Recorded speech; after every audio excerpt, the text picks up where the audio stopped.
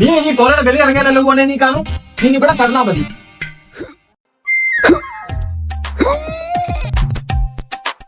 എന്താ ഇതിനകത്ത്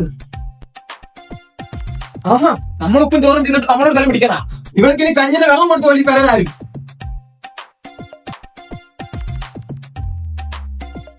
എടാ നായി,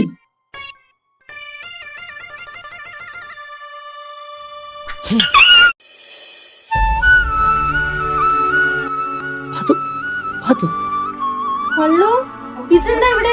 അന്നെ പുറത്ത് കാണാൻ കിട്ടൂലല്ലോ. അന്റെ മുഞ്ച് കാണാൻ കൊതിയായിട്ട് നമ്മൾ ഓടി വന്നേ. വേണ്ട, ഒന്നും വേണ്ട, ഞമ്മക്കിത് ഇവിടെ വെച്ച് നിർത്താം. നിർത്താനോ? നീ ഇങ്ങനെ കൽബ് പറയണ വർത്താനം പറയല്ലേ പാത്തുമ്മ. നീ ഞാനും ചേർന്ന നെയ്ച്ചോറും കോഴിക്കറിയും പോലാണെന്നാണ് നാട്ടുകാർ പറയണത്.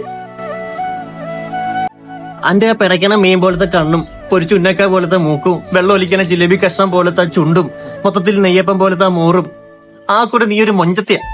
അന്നെ നമ്മൾ എങ്ങനെ മറക്കാനാ? പക്ഷെങ്കിൽ എന്റെ ബാപ്പ ഒരു ശൈത്താനാണ്. അങ്ങേരുടെ മയ്യത്ത് പള്ളിക്കാട്ടിന്റെ അടുത്തല്ലാതെ നമ്മൾ ഈ പഴി ചവിട്ടൂല. എന്റെ ബാപ്പയുടെ കയ്യിൽ നിന്ന് കിട്ടിയ തല്ലിന്റെ വേദന മറക്കാൻ പറ്റണത് എന്റെ മുഞ്ചുള്ള മോറ് ഓർക്കുമ്പോഴാണ്. അന്നെ കിനാ കണ്ട് കിടന്ന് നമുക്ക് രാത്രി ഉറക്കം പോലും വരണില്ല.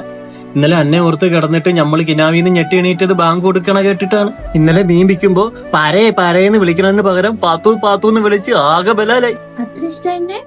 പിന്നല്ലാണ്ട്. പക്ഷെ എന്റെ ബാപ്പ ഇറച്ചി വിട്ടുകാരനാണ്ട് അയാൾക്ക് എന്നെ കണ്ണെടുത്താ കണ്ടുകൂടാ. എന്റെ കണ്ണു പോലത്തെ പിടയ്ക്കണ വീണാ നമ്മൾ വിൽക്കണത്. അതാ നമുക്ക് കരുതും.